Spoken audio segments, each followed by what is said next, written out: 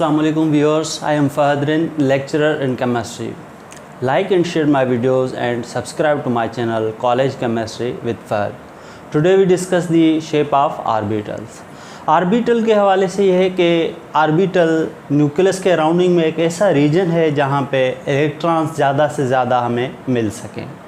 The possibility और probability of finding electron around the nucleus is called orbital, जो कि orbit और orbital वाले लेक्चर में डिस्कस किया हुआ है.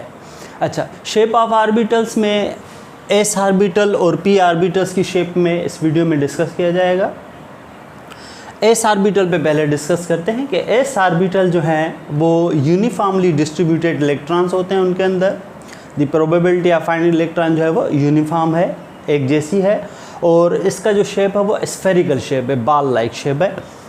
So s orbital it is spherical. इसका एग्जांपल हमने लिया हाइड्रोजन एटम. हाइड्रोजन एटम के अंदर एक ही इलेक्ट्रॉन होता है 1s1.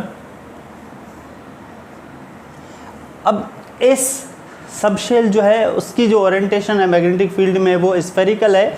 तो हम देखेंगे कि इसके न्यूक्लियस के सराउंडिंग में जो इलेक्ट्रॉन्स हैं वो किसी फिक्स्ड पोजीशन पे तो नहीं होते, मगर जो प्रोबेबिलिटी है ज़्यादातर उनका जो हिस्सा है वो सेंट्रल एक रीजन जो है वहाँ पे आ रहा है. क्योंकि ये तो 2 डायमेंशनल में मैं यहाँ पे एक्सप्लेन कर रहा हूँ. 3 डायमेंशनल में वो बिल्कुल ये जो इसके सराउंडिंग में इलेक्ट्रॉन्स हैं वो स्फेयर शेप में है, जैसे ball like. Uniformly distributed electron इसके पास जो है एक ही पॉसिबल ओरिएंटेशन है, क्योंकि इसके जो इलेक्ट्रॉन्स हैं वो यूनिफॉर्मली डिस्ट्रीब्यूटेड है.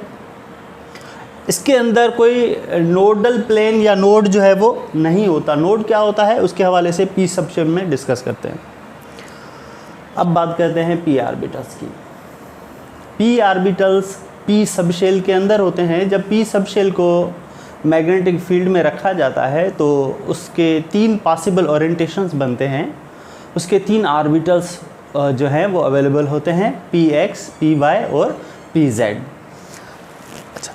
P orbitals P subshell energy जो है 3 पॉसिबल ओरिएंटेशन देगा जब उसको मैग्नेटिक फील्ड में रखा जाएगा, और जो तीनों जो ऑर्बिटल्स बनेंगे वो तीनों एक दूसरे से परपेंडिकुलर होंगे, 90 डिग्री के एंगल होंगे या राइट एंगल जिसे हम कह लें, जो कि है px, py और pz. ये 3 ऑर्बिटल्स हैं पी सबशेल के अंदर, px, py और pz. हर ऑर्बिटल के अंदर मैक्सिमम 2 इलेक्ट्रॉन्स आ सकते हैं, जो कि पाउली एक्सक्लूजन के थ्रू बताया गया. अच्छा, यहाँ पे एक और टर्म यूज़ हो रहा है डीजनरेट. ये जो तीनों ऑर्बिटल्स हैं, कौन से, px, py और pz, ये तीनों ऑर्बिटल्स डीजनरेट ऐसे ऑर्बिटल्स जिनकी एनर्जी जो है वो सेम हो, उनके अंदर कोई भी डिफरेंस ना हो, तो उसको हम डीजनरेट कहेंगे.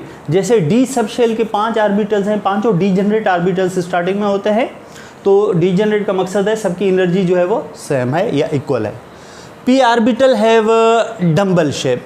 अब बात करते हैं कि पी ऑर्बिटल का जो शेप है वो डम्बल शेप है. डम्बल वर्ड जो है वो जैसे एक्सरसाइज के डंबल्स होते हैं वहाँ से लिया गया है. इनका शेप जो है 2 साइड्स बड़े हुए, सेंटर वाला पार्ट थोड़ा कम है, इसलिए इसको हम डम्बल शेप कहते हैं. तो this is the dumbbell shape. तीनों ऑर्बिटल्स px, py और pz. ये मैंने उनका स्ट्रक्चर ड्रा किया है, px, py, pz. px क्योंकि x एक्सिस पे, ये y एक्सिस पे और ये z एक्सिस पे है. Each orbital. अब मज़ीद हम ऑर्बिटल के अंदर जो उसके पार्ट्स हैं उन पे डिस्कस करेंगे तो पता चलेगा कि जो हर ऑर्बिटल है, ये वाला शेप जो है, तो इसमें हम देखेंगे कि 2 पार्ट्स जो हैं वो बढ़े हुए हैं, सेंट्रल पार्ट जो है वो मिनिमाइज्ड है. ये जो लार्जर पार्ट है इसका मकसद है कि यहाँ पे इलेक्ट्रॉन्स की जो मिलने की सलाहियत है या कैपेसिटी है, प्रोबेबिलिटी वो ज़्यादा है, और सेंट्रल पार्ट में जो है प्रोबेबिलिटी कम है. तो जो पार्ट बढ़े हुए हैं जहाँ पे इलेक्ट्रॉन की प्रोबेबिलिटी ज़्यादा होती है उसको लोब कहा जाता है, और जहाँ पे इलेक्ट्रॉन की जो अवेलेबिलिटी 0 है उसे हम नोड कहते हैं. तो इसी तरह से एक पी ऑर्बिटल के अंदर 2 लोब होते हैं और एक नोड होता है. अगर हम इसको सेंट्रल लाइन दें नोड के ऊपर तो उसको कहा जाएगा नोडल प्लेन, और अगर सिर्फ सेंटर वाली पॉइंट को हम मेंशन करें तो उसको हम नोड कहेंगे. तो वही चीज़ें वर्डिंग में मैंने लिखी कि ईच ऑर्बिटल, मकसद के px, py, pz. px के अंदर 2 जो है लोब होंगे, एक नोड, इसके अंदर भी 2 लोब और एक नोड, और pz के अंदर भी 2 लोब होंगे और एक नोड होगा.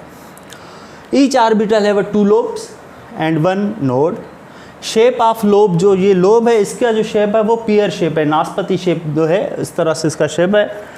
इलेक्ट्रॉन डेंसिटी लोब में सबसे ज़्यादा होती है और नोड पे जो है इलेक्ट्रॉन डेंसिटी वो 0 होती है। तो इसी तरह से आज आपने सीखा कि s ऑर्बिटल और p जो सब शेल है उसके 3 ऑर्बिटल्स जब उसको मैग्नेटिक फील्ड में रखा जाएगा तो 3 ओरिएंटेशंस जो उसकी एंगल्स हैं जो चेंज हो जाएंगे, उनके शेप्स जो है वो चेंज हो जाएंगे या डायरेक्शन चेंज हो जाएंगे। और 3 किस्म के डायरेक्शन देगा, p सब शेल, px पे एक ऑर्बिटल, एक py पे और एक pz पे, जबकि s जो है वो यूनिफॉर्मली है। तो इस तरह से आपने जाना s ऑर्बिटल और p ऑर्बिटल्स के शेप्स के हवाले से। तो ये वीडियो यहीं पे ख़त्म होती है। आई होप आपको मेरा लेक्चर पसंद आया होगा। मेरे वीडियोस को ज़्यादा से ज़्यादा शेयर करें, लाइक करें और मेरे चैनल को ज़रूर सब्सक्राइब करें, कॉलेज केमिस्ट्री विद फहद के नाम से। शुक्रिया, अल्लाह हाफ़िज़।